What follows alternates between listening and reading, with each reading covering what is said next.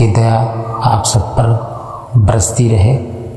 ऐसे ही आप सबका, हम सबका विवेक परमात्मा जगाता रहे और इस कालदूत के षड्यंत्रों को हम समझ पाए। ऐसा इस योग बना दे मेरा मालिक, मुझे, मेरे भाइयों को, सबको इस योग बना दे। हम इस रामदूत के जाल से निकल जाए और इसी जन्म में हम परमात्मा के श्री चरणों में लग जाएं, क्योंकि करोड़ों जन्म से हम भटक रहे हैं। आज वो समय आ गया है जिसका मुझे और हमारे भाइयों का बहुत बेसब्री से इंतजार था। वो समय आ गया है और वो दिन दूर नहीं है जब मेरा मालिक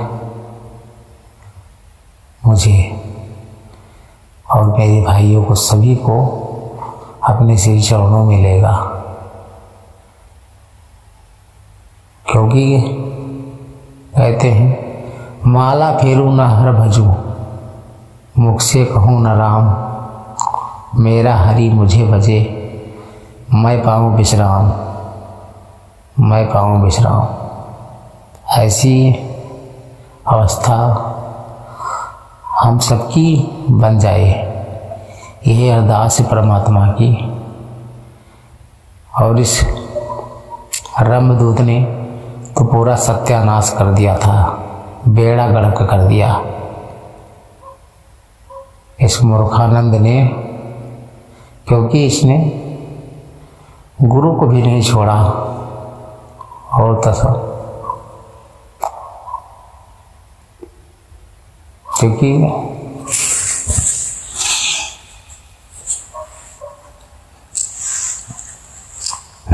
ये गुरुद्रोही है।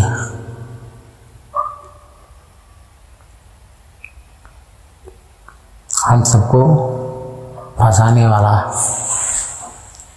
क्योंकि कहते नहीं है, हरि रूठे गुरु ठौर है और गुरु रूठे नहीं ठौर।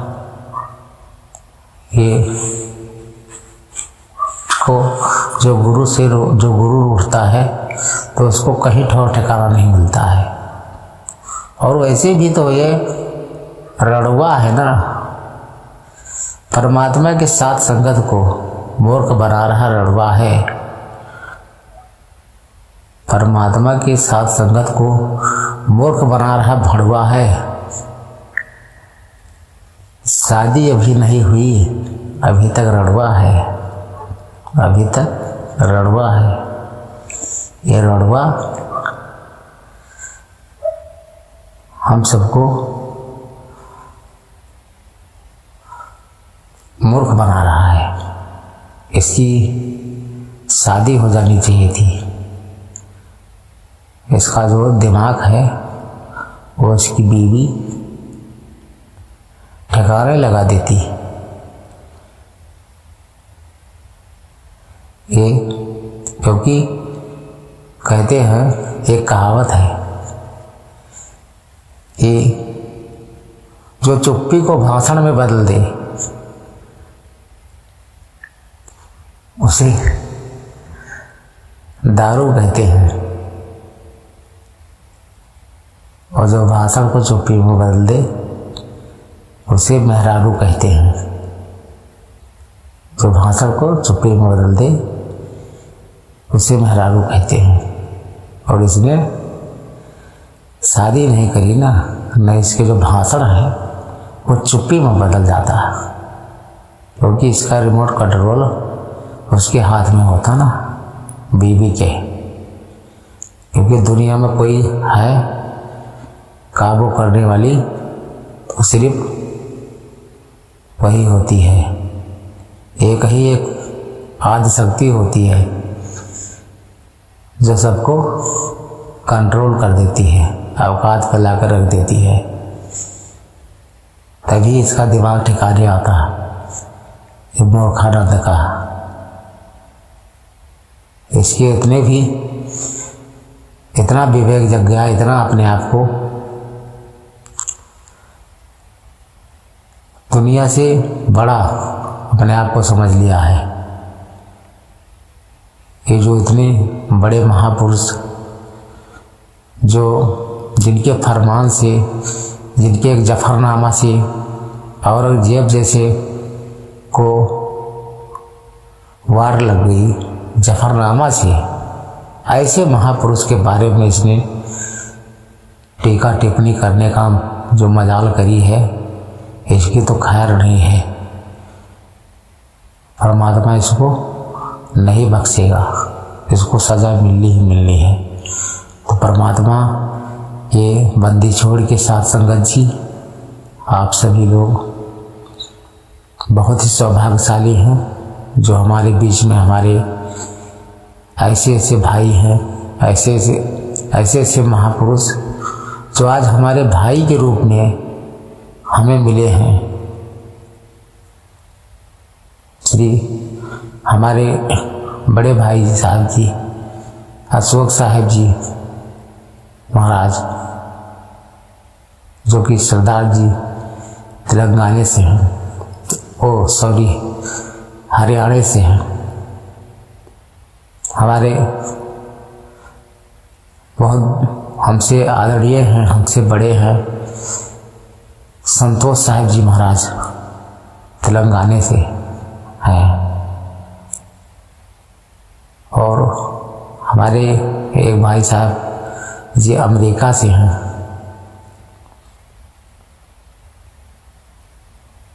और हमारे दीपक भाई साहब जी पानीपत से हैं। और साधु राम साहब जी छत्तीसगढ़ से हैं। और एक हम गोंडा से हैं। और हम सबके बीच में एक बहन भी है हमारी, जिसका नाम बताते हुए बहुत खुशी हो रही है, जो सबके अंदर आ चुकी है और आने के बाद में सबके जीवन में परिवर्तन आ गया है, जिसका नाम है जागृति बहन। क्योंकि जागृति जब आती है तो प्राकृति ये में हरियाली आ जाती है। जागृति जब आती है तो प्रकृति में हरियाली आ जाती है। वैसे ही हम सब में परिवर्तन हो रहा है। बंदी छोड़ की दया हो रही है। और आप सभी को बहुत बहुत साधुवाद, बहुत बहुत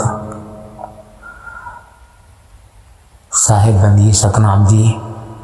ऐसे रामदूत को करारा जवाब मिलेगा।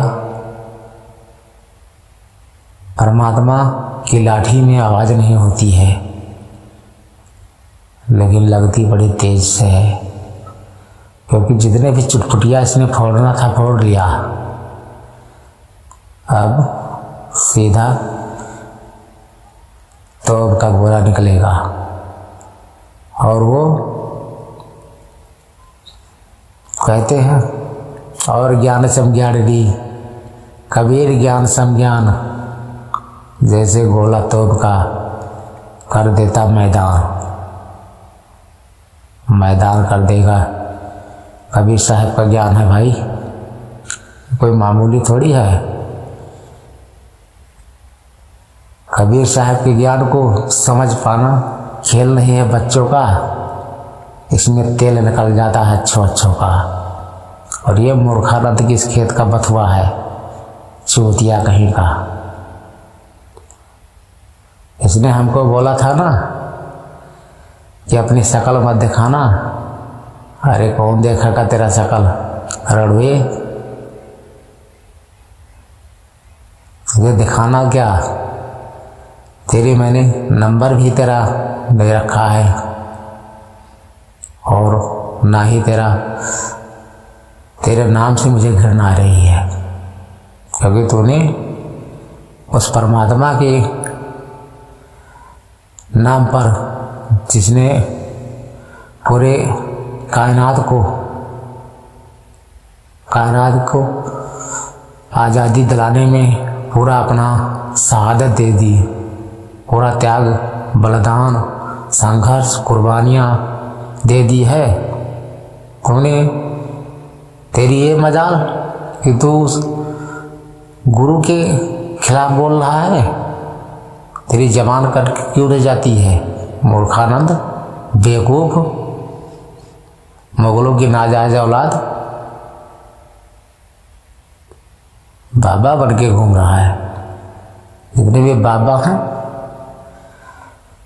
उनकी वार लग जाएगी, जो परमात्मा के खिलाफ बोलेंगे, गुरु के खिलाफ बोलेंगे। नालायक कहीं का। साहिब बंदगी सतनाम जी।